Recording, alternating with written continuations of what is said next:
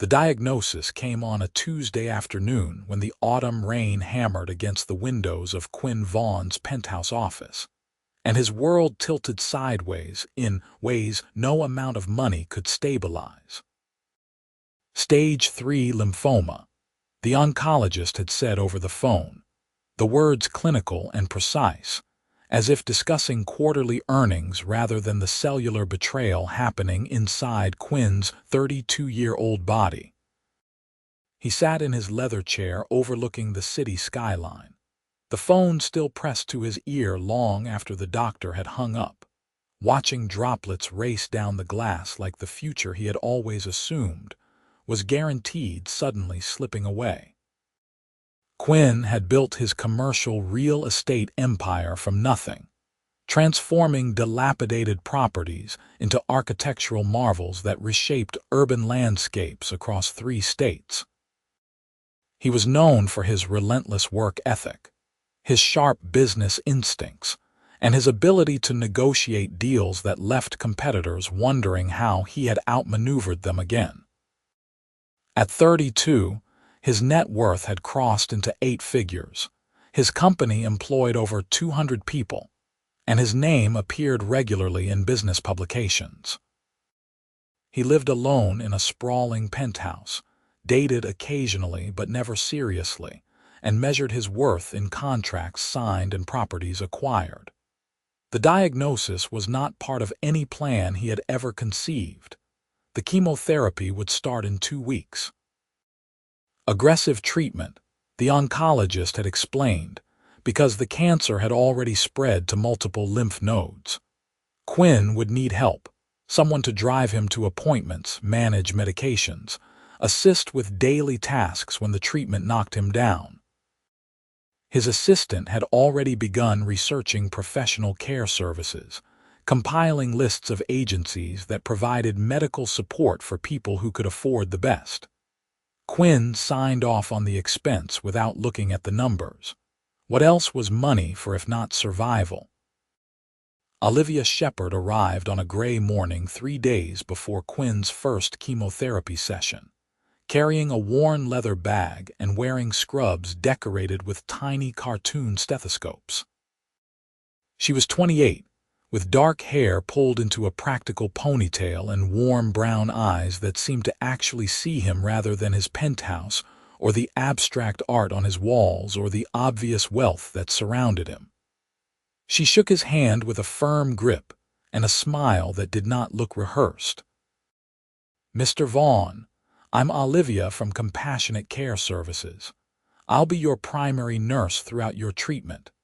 Quinn gestured for her to sit in the living room, where floor-to-ceiling windows showcased the city stretching endlessly below. "Call me Quinn." "Mr. Vaughn makes me feel like I'm in a board meeting." She settled onto the couch, pulling out a tablet and a folder of paperwork. "Quinn, then. I've reviewed your medical information from Dr. Patterson's office. We'll need to go over your treatment schedule, medication protocols, dietary needs, and any concerns you have about the coming months." He had expected someone older, perhaps more clinical, someone who would treat him as a job rather than a person. But Olivia spoke with genuine warmth, asking questions that went beyond medical necessity. Did he have family nearby, friends who could visit, hobbies that brought him joy? The questions felt invasive at first, too personal for someone he had just met, but she explained that healing required more than medicine. "The body responds to treatment better when the person has reasons to fight," she said, meeting his eyes directly. "I need to understand what matters to you, what you're fighting for." Quinn found himself admitting that work had consumed most of his adult life, that his parents had retired to Florida, and he saw them perhaps twice a year, that his closest relationships were with business partners and employees who respected him but kept professional distance. Saying it aloud made his life sound emptier than he had ever acknowledged to himself. Olivia did not judge or pity him. She simply nodded and made notes. "Then we'll build new reasons as we go. Recovery is a journey, and I'll be walking it with you." Over the next several days, Olivia prepared Quinn's home for what was coming, organizing medications, setting up a comfortable recovery space in his bedroom, stocking the kitchen with foods that would be gentle on his system during treatment. She moved through his penthouse with quiet efficiency, never seeming overwhelmed by the luxury that had intimidated previous visitors. When Quinn asked if she found his lifestyle excessive, she laughed. "I'm here to take care of you, not judge your decorating choices." Though I will say, that sculpture in the hallway looks like something that fell off a spaceship. He found himself laughing for the first time since the diagnosis, the sound surprising him. It's supposed to represent the intersection of ambition and reality. Cost me $40,000. "You could have bought a really nice car for that." "I have 3 really nice cars." "Of course you do." She grinned at him, and something about her ease, her refusal to be impressed or intimidated, made him feel more human than he had in years. The first chemotherapy session was brutal in ways Quinn had not anticipated. The oncology center was pristine and efficient, filled with other patients in various stages of treatment, some chatting quietly with companions, others sleeping under thin blankets, connected to Roman 4 poles like living anchors to hope. Olivia sat beside Quinn throughout the 4-hour infusion, reading aloud from a novel when he grew tired of talking, adjusting his blanket, bringing him water, simply being present in a way that felt both professional and deeply personal. "You don't have to stay," he said at one point, watching the medication drip slowly into his veins. "I can manage."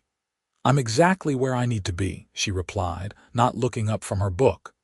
"Besides, I want to know if the detective solves the case. You're invested now, too." The side effects arrived like an unwelcome house guest by that evening. Nausea rolled through Quinn in waves, exhaustion settled into his bones, and every smell seemed amplified and offensive.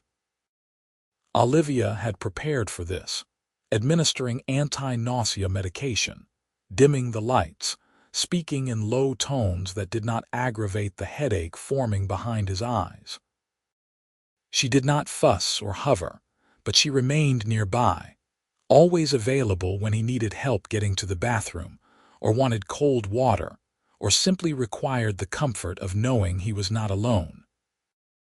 Over the following weeks, as chemotherapy ravaged Quinn's body in its effort to save his life, Olivia became his constant companion.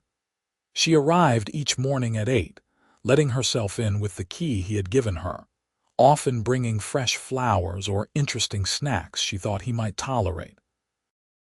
She tracked his medications with meticulous care, communicated with his medical team, and celebrated small victories like keeping down a full meal or walking around the block without exhaustion crushing him.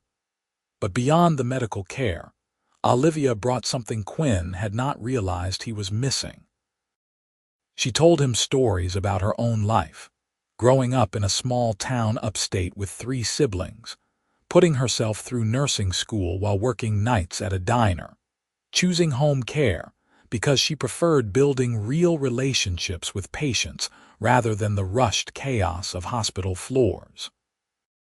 She asked about his business, genuinely curious about how someone transformed abandoned warehouses into thriving mixed-use developments. She challenged him when he grew discouraged, refusing to let him wallow in the harder moments. "You're Quinn Vaughn," she said one morning when he insisted he could not face another treatment session. "You built an empire by refusing to quit when things got difficult. Cancer is just another challenge and you're stronger than it is. You don't know that." "Yes, I do. I've been doing this for 6 years, and I can tell who has the strength to fight." "You do. You just forgot for a minute." Something shifted between them during those long weeks. Quinn began looking forward to Olivia's arrival each morning, the sound of her key in the lock becoming the best part of his day. He noticed details he had never paid attention to with anyone else, how she tucked her hair behind her ear when she concentrated, the way her laugh started soft and grew louder, the small scar on her wrist from a childhood bicycle accident. He found himself wanting to make her smile, asking questions just to hear her voice, feeling more alive during their conversations than he had felt in years of business success. Olivia, for her part, found Quinn fascinating in ways that had nothing to do with his wealth. Beneath the successful businessman exterior, she discovered someone who was thoughtful and curious, who remembered every detail she shared about her life, who asked insightful questions and genuinely listened to her answers. She saw his vulnerability during the worst moments of treatment, but also his determination, his refusal to let cancer define him. She had cared for many patients, but something about Quinn touched her differently, made her think about him during her evenings off, wonder how he was managing when she was not there. 3 months into treatment, Quinn's hair began falling out in clumps. He stood in front of the bathroom mirror one morning, running his hand through thinning strands, his jaw tight with frustration at this visible marker of illness. Olivia found him there, his usual composure cracking. "I look sick," he said quietly. "I look like what I am." She stood beside him, meeting his eyes in the mirror. "You look like someone fighting for his life. That's not weakness, Quinn, that's courage." "I don't feel courageous. I feel exhausted and scared and angry." "Then feel those things. You don't have to be strong every minute." She paused, then said gently, "Want me to help you shave it? Might feel better to control it rather than watch it fall out." They spent the next hour in the bathroom, Olivia carefully shaving Quinn's head while they talked about everything except cancer. She told him about her sister's upcoming wedding, the chaos of choosing bridesmaid dresses, her mother's insistence on inviting distant relatives no one remembered. He talked about a property development in Chicago that was finally breaking ground after 2 years of permit battles. The intimacy of the moment, Olivia's careful hands on his head, the trust required to let someone see him at his most vulnerable, created a connection that felt significant in ways Quinn could not quite articulate. When she finished, he looked at himself in the mirror again. Still sick, still scared, but somehow more himself without the patchy remnants of hair clinging to denial. "Thank you," he said, and meant it for more than just the haircut. "Anytime." She cleaned up the bathroom, her movements efficient and kind. "For what it's worth, you have a nicely shaped head. Not everyone can pull off the look." He laughed despite everything, and she smiled at him, and the moment stretched between them like something fragile and precious. The treatments continued through autumn into winter. Good days and bad days blurred together, marked by blood tests and scans, and the relentless rhythm of chemotherapy. Quinn's business continued operating with his team handling daily decisions, but he found himself caring less about quarterly earnings and more about the small moments that made up a life. Walking through the park with Olivia on days he felt strong enough. Watching movies together when nausea kept him on the couch. Talking late into the evening about dreams and regrets, and the strange gift of illness forcing re-evaluation. Olivia brought her world into his sterile penthouse existence. Her sister visited one afternoon, bringing wedding invitations to address, and Quinn found himself helping stuff envelopes while the sisters debated seating arrangements. Olivia's brother stopped by with his 2 young daughters, who drew pictures for Olivia's friend Quinn, and filled the apartment with chaotic energy that felt wonderfully normal. These glimpses into Olivia's life, the warmth and mess and love of her large family, showed Quinn what he had sacrificed in his pursuit of success. "You ever regret it?" Olivia asked one evening as they sat watching snow fall outside the windows.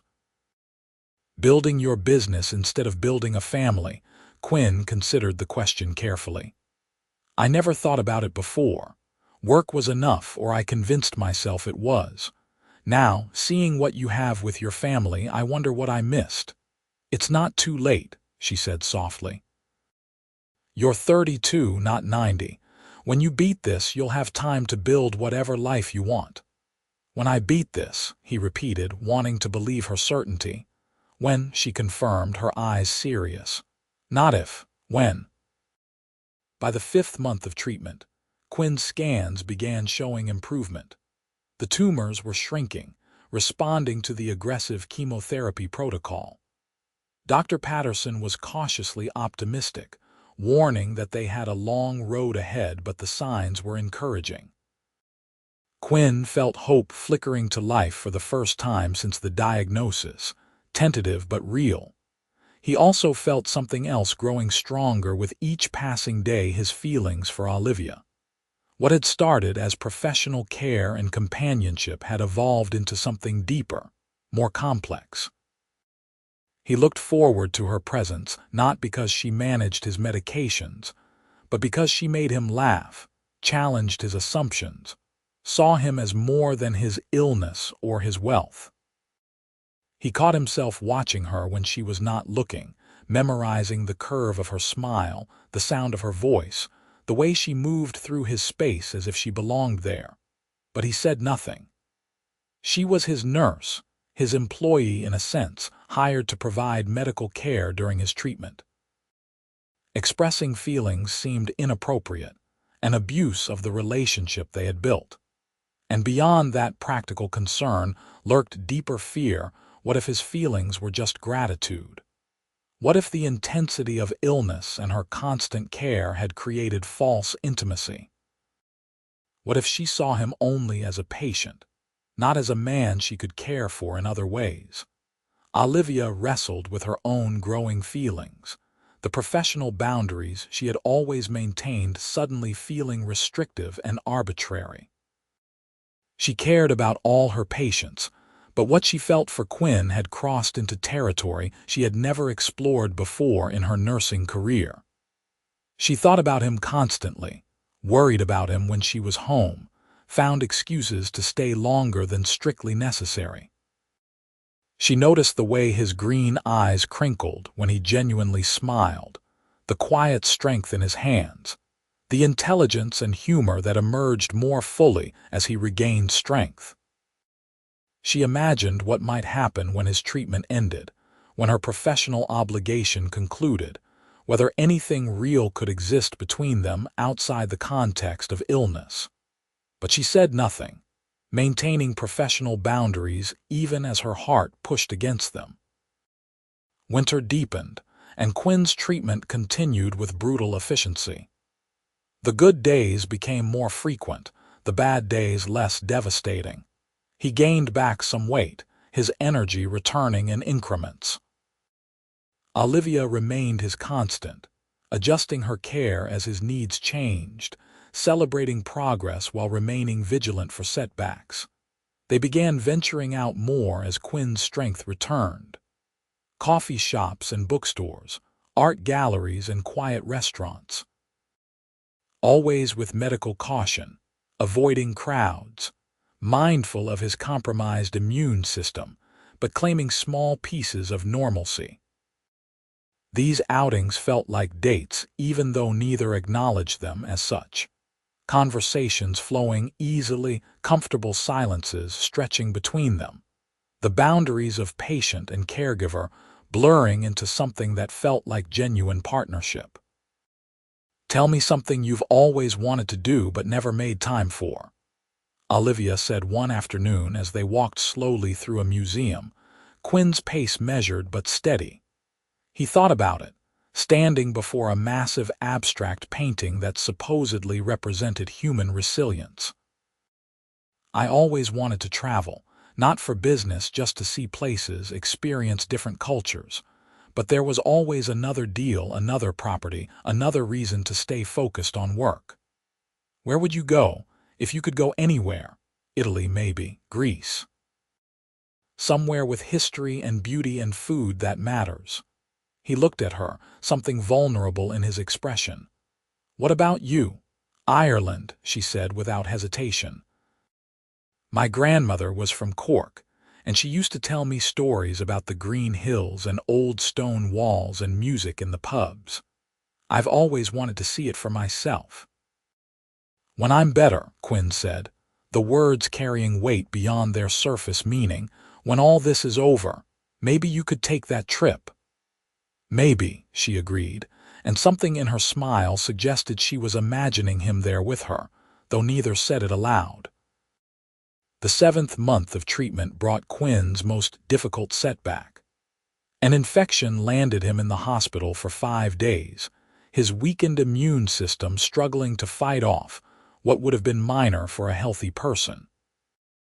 Olivia visited every day despite it not being required, sitting beside his hospital bed, reading to him, arguing with nurses about his care with protective fierceness that surprised them both. "You don't have to be here," Quinn said on the 3rd day, his voice weak but sincere. "I know this isn't part of your job." "I'm here because I want to be," Olivia replied, not looking up from the medical chart she was reviewing with narrowed eyes. "And because that resident who was just in here clearly hasn't read your full history, I'm going to have words with someone." She swept out of the room with determined energy, and Quinn found himself smiling despite feeling awful. She fought for him, cared beyond professional obligation, and the realization settled into his chest with warmth that had nothing to do with fever. When she returned 20 minutes later, looking satisfied, she pulled her chair closer to his bed. "They're adjusting your antibiotic protocol. You should start improving within 24 hours. "Thank you," he said, reaching for her hand without thinking about it. She took his hand, her fingers warm and steady around his. "You're going to be okay, Quinn. I promise." They sat like that for a long time, hands linked, something shifting between them that felt inevitable and terrifying and right. Quinn came home from the hospital weaker but more determined. The infection had been a reminder of mortality, but also of what he had to live for. Olivia resumed her daily visits, her care as attentive as ever, but the dynamic between them had changed. They were more careful with each other now, more aware of the feelings building beneath professional interaction. One evening, as Olivia prepared to leave, organizing Quinn's evening medications, he asked her to stay for dinner. Not unusual in itself, she had eaten with him many times over the months, but something in his voice made it a question with more weight. "Just dinner?" she asked, meeting his eyes. "Just dinner," he confirmed, though they both knew it was more than that. They ordered Thai food and ate on the couch, talking about everything and nothing, the conversation flowing as naturally as it always did but charged with new awareness. When Olivia mentioned needing to leave, Quinn found courage he had not known he possessed. "I need to tell you something," he said, his heart pounding in ways that had nothing to do with illness. "And I've been trying to figure out the right time, the right words, but I don't think there is a perfect moment for this." Olivia set down her wine glass, her expression careful. "Okay. These months with you, going through treatment, having you here every day, you've become the most important person in my life. I look forward to seeing you every morning. I think about you when you're not here. You've changed everything about how I see the world, what matters, who I want to be." He took a breath, pushing forward despite fear of rejection. "I know you're my nurse, and I know there are professional boundaries, and I know my feelings might be complicated by circumstance. But I also know that what I feel for you is real, and I needed you to know that before I lose my courage." Olivia was quiet for a long moment, her eyes searching his face. When she spoke, her voice was soft but steady. "I could lose my job for what I'm about to say. There are ethical guidelines about relationships with patients, and I've always followed them because they exist for good reasons. Quinn's heart sank, but she continued. But what I feel for you has nothing to do with you being my patient. I've been falling for you for months, Quinn. The way you face challenges, your humor even during the worst days, how you listen when I talk like my words actually matter. How you've let me see the real you, not the successful businessman everyone else sees. She reached for his hand. I've been terrified to say anything, worried I was taking advantage, confused about what's real and what's just intensity of circumstance. But I know my feelings are real. So what do we do? Quinn asked, his hand tightening around hers.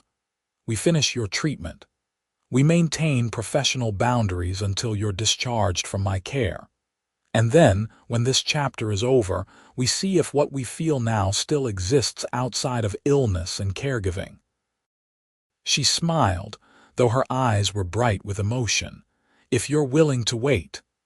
I've waited my whole life without knowing what I was waiting for, Quinn said. I can wait a few more months for you. They sat close together on the couch, hands linked, the promise of something more hovering between them like dawn breaking.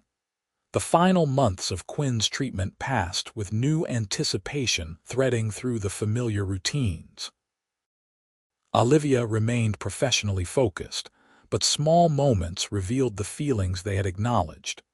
The way her hand lingered on his shoulder when she checked his vital signs. How Quinn's eyes followed her movements around his apartment with undisguised affection. Conversations that stretched longer than necessary, neither wanting the day to end. Quinn's health continued improving. His strength returned, his scans showed continued tumor shrinkage, and Dr. Patterson grew increasingly optimistic about long-term prognosis. The end of treatment, once impossibly distant, suddenly approached with real timeline and planning. They talked carefully about the future, acknowledging attraction while maintaining agreed-upon boundaries. Quinn shared his plans for scaling back his work involvement, creating space for life beyond business. Olivia talked about her career goals, her dream of eventually opening a home care service focused on dignity and relationship-based care. They imagined futures separately while silently hoping those futures might intertwine. 1 year after his diagnosis, Quinn received the news he had been fighting toward. The cancer was in remission. Complete response to treatment, doctor. Patterson explained, though they would continue monitoring carefully. Quinn sat in the oncologist's office, Olivia beside him, and felt tears sliding down his face for the first time since childhood. You did it, Olivia said, her own eyes wet with emotion. I knew you would. We did it, Quinn corrected, taking her hand without caring about boundaries anymore. I couldn't have survived this without you. The official end of Quinn's treatment came 2 weeks later with final paperwork and care plan transitions. Olivia arrived at his penthouse for what would be her last visit as his nurse, carrying the folders and medication lists that had governed their relationship for 12 months. They sat in the living room where they had first met, and the weight of ending this chapter pressed against them both. So this is it, Quinn said, accepting the discharge papers. You're officially no longer my nurse. Officially, Olivia confirmed, her smile nervous. How do you feel? Terrified, he admitted. What if everything we felt was just circumstance? What if outside of illness and treatment we discover we don't actually fit? Then we'll discover that, Olivia said gently. But I don't think that's what happens. Do you? Quinn stood, moving to look out the windows at the city he had conquered but never really seen until illness forced new perspective. I was dying when you came into my life. Not just from cancer, from loneliness, from measuring worth in all the wrong ways, from building an empire but no life. You showed me what actually matters. You cared for me when I was at my worst and somehow saw something worth saving beyond just my body. Olivia joined him at the window, standing close enough that their arms touched. You weren't dying, Quinn. You were just lost. Sometimes it takes something catastrophic to find our way home." He turned to face her fully, reaching up to cup her cheek with careful tenderness. "I love you. I've loved you for months, maybe from the moment you told me that sculpture looked like it fell off a spaceship. I love your strength and your kindness and the way you never let me give up. I love how you made me want to survive, to build a life worth the fighting." Olivia leaned into his touch, her own hand coming up to cover his. "I love you too. So much that I've been terrified of losing you, first to cancer and then to the ending of my professional role. You've shown me what real partnership looks like, even in the darkest circumstances." Quinn kissed her then, soft and careful, a question and an answer all at once. Olivia kissed him back, her arms wrapping around his neck, and the kiss deepened into something that felt like coming home after an impossible journey. When they finally pulled apart, both smiling, Quinn asked, "Will you have dinner with me?" A real date, not patient and nurse, just two people who want to spend time together. "I thought you'd never ask," Olivia said, laughing. "Yes, absolutely yes." Their first official date was dinner at a small Italian restaurant Quinn had researched carefully, wanting the evening to be perfect. They talked for hours, covering familiar ground with new freedom, discovering each other outside the context that had defined their relationship. Quinn reached across the table to take Olivia's hand, marveling at how different it felt now, touching her without illness mediating every interaction. "Thank you," he said as the evening wound down, "for saving my life in more ways than one." "Thank you for letting me," Olivia replied, squeezing his hand, "for trusting me with your care and your heart." They dated properly after that, exploring their connection without the weight of illness pressing down on them. Quinn introduced Olivia to his world of business and wealth, but found himself caring less about impressing her with expensive restaurants or exclusive events, and more about sharing authentic experiences.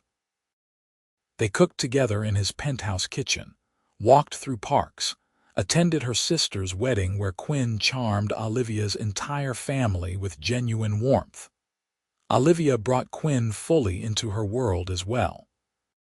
He joined family dinners where the chaos and love reminded him of everything he had missed. He met her nursing friends, who grilled him protectively about his intentions. He learned to navigate relationships built on connection rather than transaction, vulnerability rather than power dynamics. 6 months after his treatment ended, Quinn's follow-up scans continued showing no evidence of disease. The cancer remained in remission, his strength fully returned, though he approached life differently now. He had restructured his business, promoting trusted partners to leadership roles while he stepped back to advisory capacity. Work still mattered, but it no longer consumed him. What consumed him now was building a life with Olivia. They spent nearly every evening together, their relationship deepening into partnership that felt inevitable and right. They talked about future with careful hope, both aware of cancer's shadow but refusing to let fear dictate their choices. One evening as they walked along the river, winter giving way to early spring, Quinn stopped at a bench overlooking the water. The sunset painted the sky in shades of orange and pink, and the city noise faded to gentle background hum. "Sit with me," he said, and Olivia settled beside him, tucking herself against his side. "This is nice," she said contentedly. "We should do this more often." "I want to do everything more often with you," Quinn said, his arm around her shoulders. "That's what I've realized this past year. Before cancer, before you, I was just passing time between business deals. I wasn't actually living. You taught me what living means." Olivia looked up at him, something in his tone making her heart beat faster. "Quinn." He shifted, reaching into his jacket pocket, and suddenly he was sliding off the bench, kneeling in front of her with a small velvet box in his hand. Olivia's breath caught, tears already forming. "Olivia Shepherd, you came into my life when I was at my lowest point. You cared for me with skill and compassion, but more than that, you saw me. The real me beneath the money and the business and the cancer. You made me want to fight to survive, to build a life worth living. You've given me more joy in these past 18 months than I experienced in 30 years before you." He opened the box, revealing a simple but beautiful diamond ring. "I love you completely. Will you marry me?" Olivia was crying now, smiling through the tears, nodding even as she found words. "Yes, yes, absolutely yes." Quinn slipped the ring onto her finger, then rose to pull her into his arms, kissing her as the sunset blazed behind them and the city moved on around them, and their future opened up bright and boundless. They married 6 months later in a ceremony that blended both their worlds. Small and intimate, held in a garden venue with Olivia's large family and Quinn's small circle of close friends bearing witness. Olivia's father walked her down the aisle, and Quinn felt his breath catch at the sight of her in her simple white dress, flowers in her hair, smiling at him with such love it felt almost overwhelming. The vows they wrote themselves spoke of finding each other in darkness, of healing that went beyond physical, of building lives that honored both struggle and joy. When the officiant pronounced them married, Quinn kissed his wife with fierce tenderness, aware that every moment was a gift he had almost lost. The reception was loud and joyful, Olivia's siblings toasting the couple with embarrassing stories and genuine affection. Quinn's business partners congratulated him, several noting they had never seen him happier. Dancing with Olivia as the evening sky darkened, Quinn felt something settle into place that he had not known was missing his entire life. "Hello, Mrs. Vaughn," he murmured against her ear. "Hello, husband," she replied, the word making them both smile. "How does it feel to be married?" "Like coming home," he said simply. "Like everything I went through was worth it because it brought me to you." They honeymooned in Ireland, fulfilling Olivia's dream of seeing her grandmother's homeland. They drove through green hills and visited ancient castles, drank whiskey in cozy pubs, and listened to traditional music in small towns. Quinn felt freer than he had ever been, unencumbered by business pressure or illness anxiety, simply present with the woman he loved.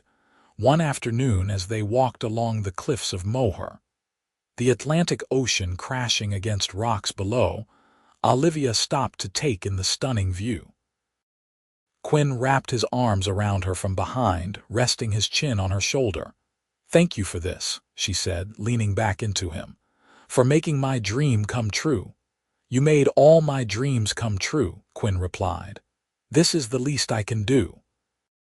They stood there together, the wind whipping around them, the vast ocean stretching to the horizon, and Quinn felt gratitude so profound it was almost painful. Gratitude for survival, for second chances, for the woman who had saved him in every way that mattered. Life after marriage settled into rhythms that felt both ordinary and miraculous. They bought a house in the suburbs, somewhere with space for a garden and rooms to fill with future. Quinn continued his advisory work, finding satisfaction in mentoring young entrepreneurs rather than building empires. Olivia opened her own home care agency, building the relationship-focused practice she had always envisioned, employing nurses who shared her philosophy that caring for people required seeing their full humanity. Quinn's quarterly cancer screenings continued showing no evidence of disease. The 2-year mark passed, then 3 years, each clear scan another reason for celebration. The shadow of illness never fully disappeared, but it no longer dominated their lives. They had learned to live with uncertainty, to cherish each day without taking any of it for granted. On their second wedding anniversary, Olivia told Quinn she was pregnant. They sat together on their back porch as summer evening light filtered through the trees, and Quinn placed his hand on her still flat stomach with wonder and fear and overwhelming joy. "Are you scared?" Olivia asked, watching his face carefully. "Terrified," he admitted, "and happier than I've ever been, both at the same time." "Me too," she said, covering his hand with hers. "But we'll figure it out together, that's what we do." Their daughter was born the following spring, arriving after 18 hours of labor that left them both exhausted and transformed. Quinn held the tiny baby in his arms, staring at her perfect face, and felt something crack open in his chest that he had not known was closed. This small person, this impossible gift, represented everything he had almost missed, everything worth fighting for. They named her Grace, and she became the center of their world in ways both exhausting and beautiful. Quinn discovered reserves of patience he had never known he possessed, walking the floor at 3 in the morning with a colicky infant, changing diapers with increasing competence, learning the subtle differences in his daughter's cries. Olivia watched her husband transform into a father with love that seemed to expand impossibly each day. When Grace was 6 months old, Quinn's 5-year cancer-free milestone arrived with scans that once again showed no evidence of disease. The oncologist officially declared him cured, explaining that while vigilance would continue, the likelihood of recurrence had dropped significantly. Quinn sat in the examination room, Olivia beside him with Grace sleeping in her car seat, and felt tears of relief and gratitude sliding down his face. "We made it," he said, his voice breaking. "We actually made it." Olivia took his hand, her own eyes wet. "You made it. You fought and survived, and now you get to live." That evening, they celebrated quietly at home, Grace between them on a blanket as they toasted with champagne and sparkling cider. Quinn looked at his wife and daughter, at the home they had built, at the life that had emerged from the ashes of illness and fear, and felt complete in ways he had never imagined possible. "You remember what you said to me that first day?" Quinn asked Olivia as Grace grabbed at his finger with her tiny hand. "You said that the body responds to treatment better when the person has reasons to fight." "I remember," Olivia said softly. "You gave me reasons," Quinn continued. "First by being there, by caring, by showing me what actually mattered. Then by loving me, choosing me, building this life with me. You saved me, Olivia, not just my body, but everything that makes life worth living." "You saved yourself," she corrected gently. "You chose to fight." "I just walked beside you." "Then let's keep walking," Quinn said, pulling her close. "For the rest of our lives, let's keep walking together." The years unfolded with their share of challenges and triumphs. Quinn's business ventures evolved, his focus shifting toward affordable housing developments that transformed neighborhoods without displacing existing communities. Olivia's care agency grew, her model of relationship-based nursing attracting both talented staff and grateful clients. They had a second child, a son they named James, and their house filled with the chaos and joy of growing family. Quinn's cancer remained in remission, the annual scans becoming routine rather than terrifying, though they never took them for granted. He spoke occasionally at cancer support groups, sharing his story of survival and the profound ways illness had redirected his life. He always mentioned Olivia, the nurse who had cared for him with skill and compassion, who had seen beyond his illness to the person he could become. On their 10th wedding anniversary, they returned to Italy, leaving the children with Olivia's parents for a week of reconnection and celebration.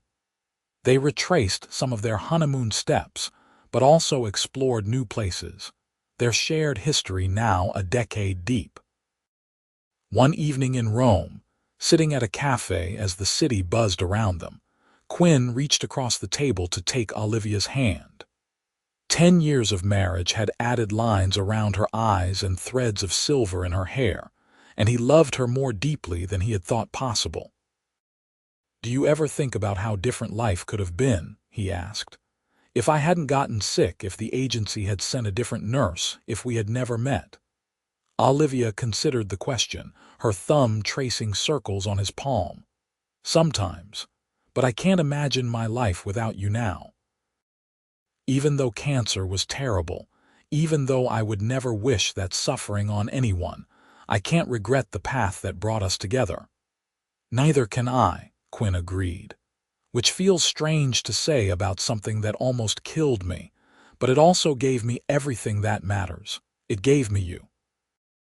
They sat in comfortable silence, hands linked across the table, watching people pass by on ancient Roman streets. Life stretched ahead of them now, not guaranteed but no longer shadowed by immediate threat.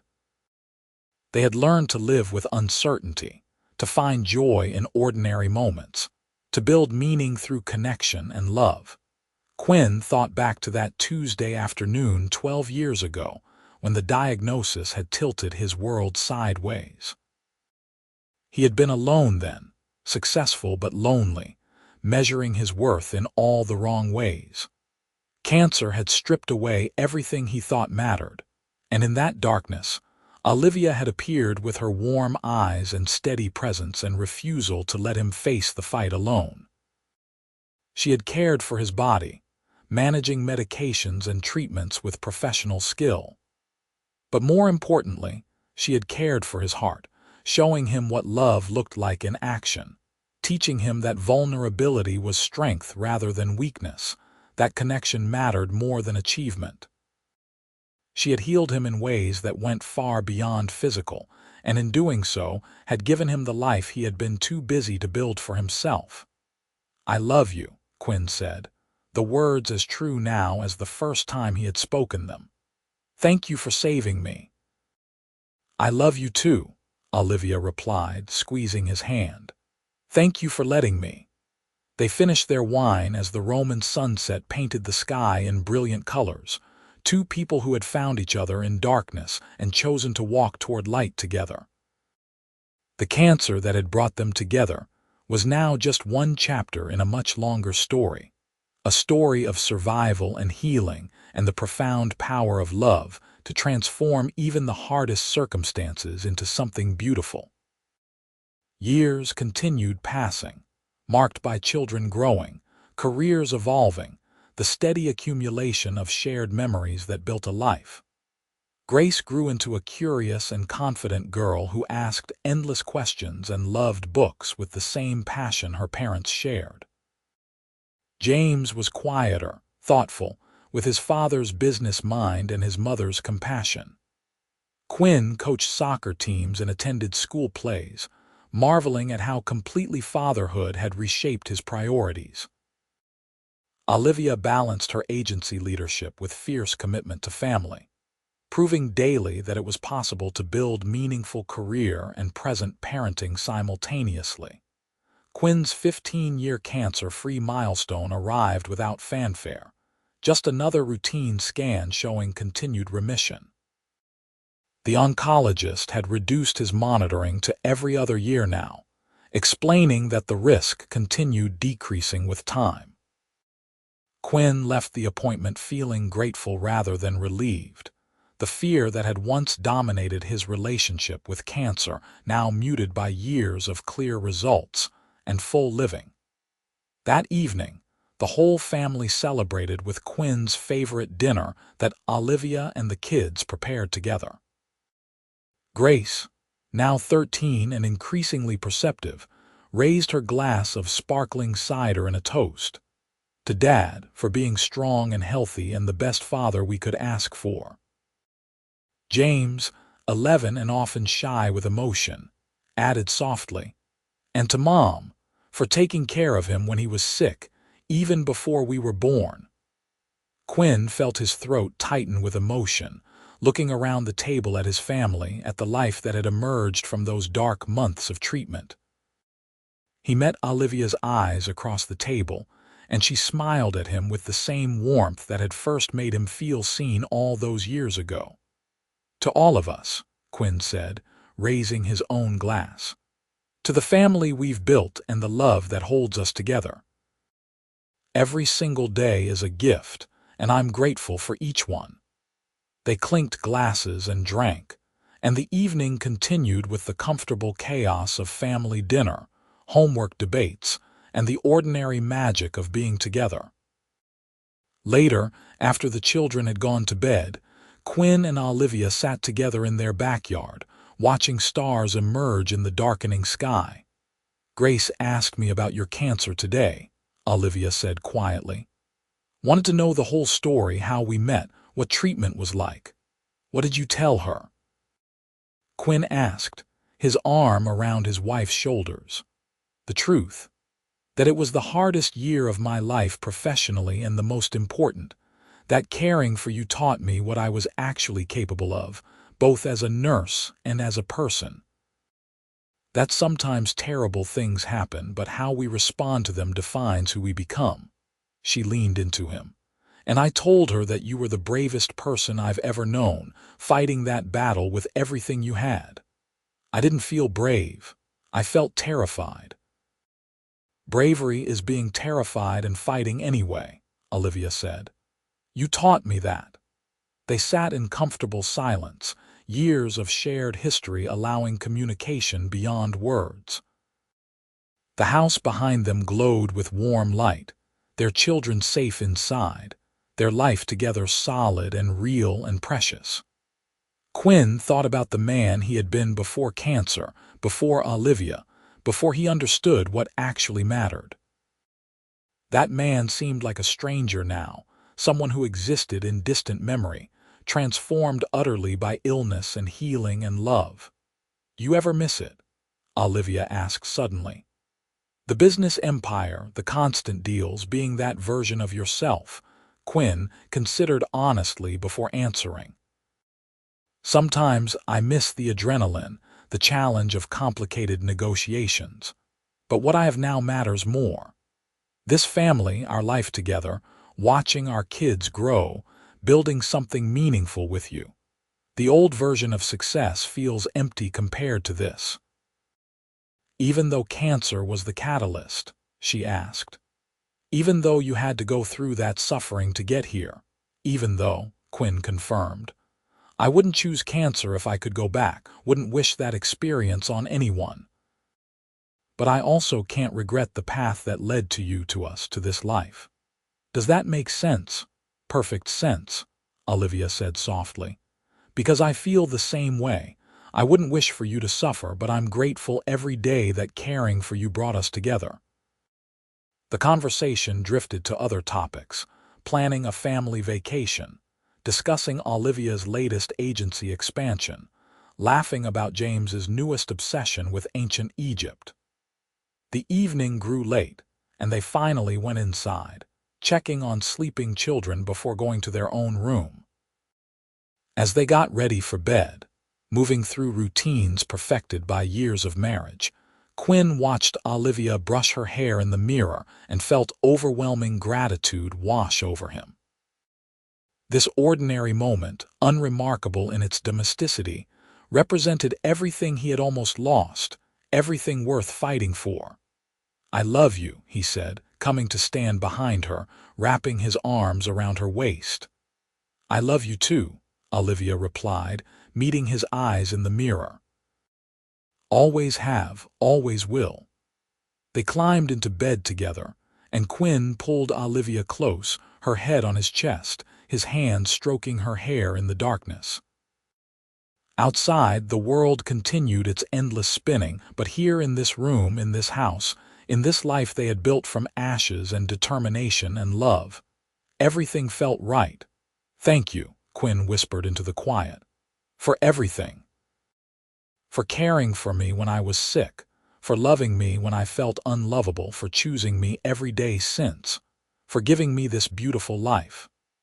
"Thank you for fighting," Olivia whispered back, "for surviving, for becoming the man you were always meant to be, for giving me this beautiful life." They fell asleep like that, wrapped in each other's arms, two people who had found each other in darkness and built something luminous together. The cancer that had brought them together was now distant memory, its shadow faded by years of health and happiness. What remained was stronger and deeper, the kind of love that survives hardship and grows richer with time. Quinn's illness had stolen a year of his life, but had given him everything else that mattered. It had forced him to confront mortality and priority, stripping away the superficial to reveal what was essential. And in that vulnerable space, Olivia had appeared, not just as a nurse providing medical care, but as a partner showing him what love looked like in action, what connection required, what life could become when lived with intention and openness. She had healed more than his body. She had healed his heart, his spirit, his understanding of what made life worth living. And in loving her, in building this family and life together, Quinn had discovered that the greatest success was not measured in money or property or business victories. It was measured in moments like this, ordinary and profound, wrapped around the woman he loved with their children sleeping safely down the hall and years of shared future stretching ahead. The cancer had tried to take everything from him. Instead, it had led him to everything that mattered. And for that unlikely gift, wrapped in suffering and fear and hard-won survival, Quinn would be grateful for the rest of his days. They slept peacefully that night and woke to sunlight streaming through their windows, to the sounds of children stirring, to another ordinary day in their extraordinary life. Quinn kissed Olivia good morning, and she smiled at him with eyes full of love and understanding and shared history. They got up to face the day together, as they had faced everything since that autumn, when she had walked into his penthouse carrying a worn leather bag and opened his eyes to what healing really meant. The years ahead would bring their own challenges and joys, successes and setbacks, the inevitable complications of life fully lived. But they would face everything together, partners in the truest sense, their love tested by fire and proven unbreakable.